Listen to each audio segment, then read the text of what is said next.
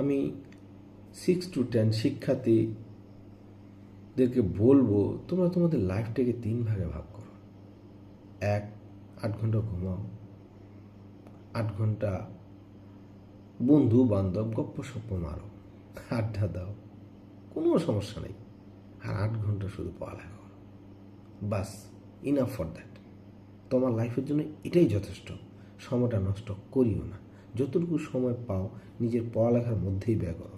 আর নিজের জীবনের একটা অংশ সবসময় চেষ্টা করিও নিজের রান্না করা খাবারটা থেকে কিছু একটা অংশ মাসে হোক, সপ্তাহে হোক বা দিনে হোক, যদি তুমি পারো একটা অংশ তোমার জন্য যে রান্নাটা হবে এটা থেকে কিছু একটা অংশ তোমার প্রতিবেশী হোক, যে অসহায়, যার দরকার, যে প্রয়োজন যার, তাকে যদি তুমি খাওয়াও, হ্যাঁ, খাওয়ার পরে সেই যে খাওয়াটা খাওয়াইলে এরপর যদি একটু বলো যে আল্লাহ, হে ভগবান, আমি যেটা করলাম এটা নিঃস্বার্থে করলাম, এটা ওসিলায় তুমি আমার স্মরণশক্তি বাড়াও, তুমি আমার ব্রেন বাড়াও, হ্যাঁ, এবং চেষ্টা করো যে আর বলো যে আল্লাহ, আমি যদি কখনো মানুষের মতো মানুষ হই তাহলে আমি আমার এলাকার অসহায় মানুষদের সাহায্য করবো।